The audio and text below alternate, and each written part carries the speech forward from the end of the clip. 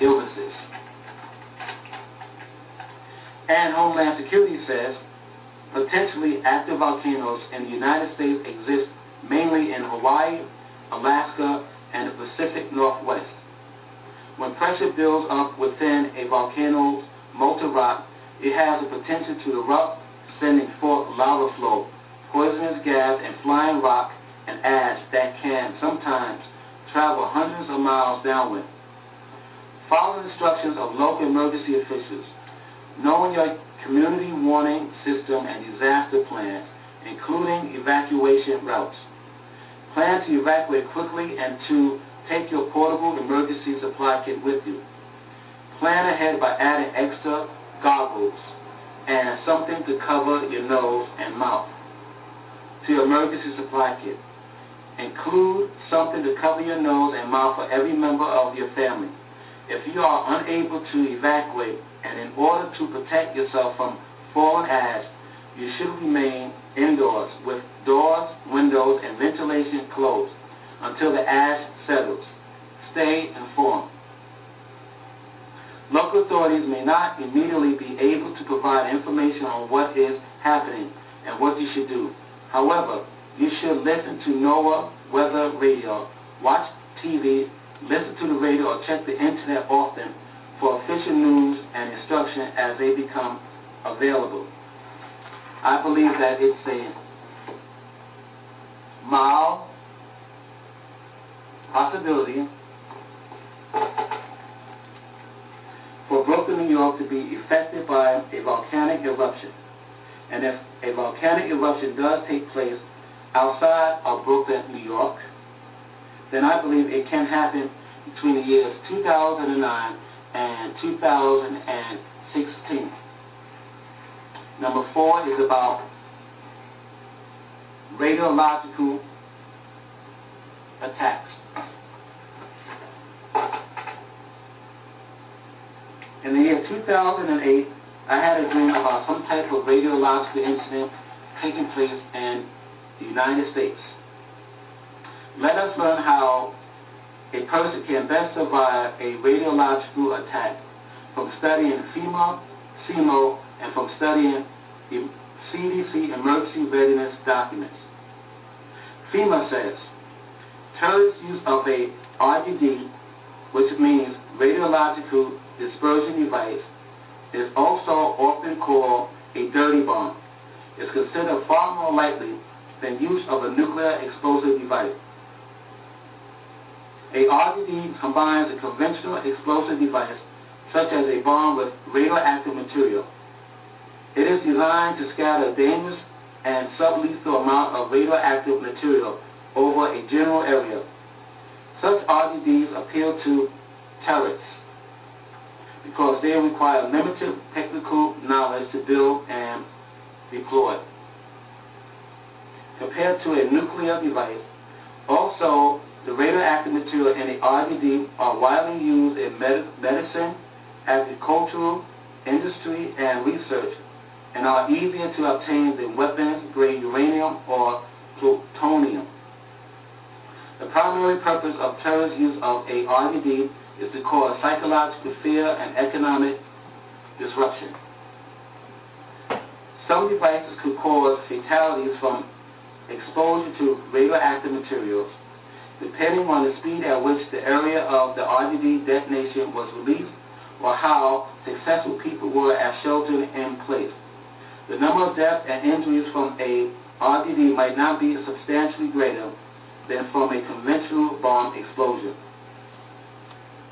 The size of the affected area and the level of destruction caused by a RDD will depend on the sophistication and size of the conventional bomb, the type of radioactive material used, the quality and quantity of the radioactive material, and the local meteorological conditions, primarily wind and precipitation. The area affected could be placed off limits to the public for several months during cleanup efforts. Take protective measures. Before a RDD event, there is no way of knowing how much warning time there will be before an attack by terrorists using a RDD. So being prepared in advance and knowing what to do and when is important. Take the same protective measures you would for fallout resulting from a nuclear blast. During an RGD event, while the explosive blast will be immediately obvious, the presence of radiation will not be known until trained personnel with specialized equipment are on the scene.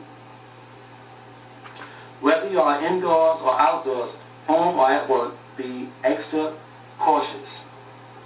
It will be safer to assume radiological contamination has occurred, particularly in an urban setting or near other likely terrorist targets, and take proper precaution. As with any radiation, you want to avoid or limit exposure. This is particularly true of inhaling radioactive dust that results from the explosion. As you seek shelter from any location, indoors or outdoors, and there is visual dust or other contamination in the air, breathe through the cloth of your shirt or coat to limit your exposure. If you manage to avoid breathing radioactive dust, your proximity to the radioactive particles may still result in some radiation exposure.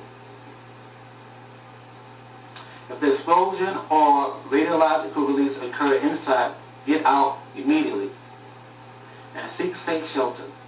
Otherwise, if you are outdoors, seek shelter indoors immediately in the nearest undamaged building. If appropriate shelter is not available, move as rapidly away from the location of the explosive blast. Then seek appropriate shelter as soon as possible. Listen for official instructions and follow directions. Indoors, if you have time, turn off ventilation and heating system. Close windows, vents, fireplace dampers, exhaust fans, and clothes dryers vents. Retrieve your disaster supply kit and a battery-powered radio and take them to your shelter room. Seek shelter immediately, preferably underground or in an interior room of a building, placing as much distance and dense shielding as possible between you and the outdoors where the radioactive material may be. Seal windows and external doors that do not fit snugly with duct tape to reduce infiltration of radioactive particles. Plastic sheeting will not provide shielding from radioactivity nor from blast effect of a nearby explosion. Listen for official instruction and follow directions. After a RGD event, after finding safe shelter, those who may have been exposed to radioactive material should decontaminate themselves. To do this, remove and bag your clothing and isolate the bag away from you and others, and shower thoroughly with soap and water. Seek medical attention after officials indicate it is safe to leave the shelter. Contamination from a RGD event could affect a wide area, depending on the amount of conventional explosive used, the quantity and type of radioactive material released, and meteorological conditions. Thus, radiation dissipation varies, but radiation from a RGD will likely take longer to dissipate due to potentially larger localized concentration of radioactive material. Follow these additional guidelines after a RGD event. Continue listening to your radio or watch the television for instructions from local officials whether you have to evacuate or shelter in place. Do not return to or visit a RGD incident location for any reason. Now, CMO says, the terrorist event of 2001 made many people wonder about the possibility of a terrorist attack involving radioactive materials.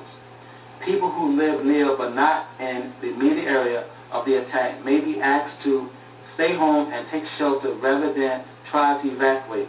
This action is called sheltering in place. Because many radioactive materials rapidly decay and dissipate, staying in your home for a short time may protect you from exposure to radiation. The walls of your home may block much of the harmful radiation. Taking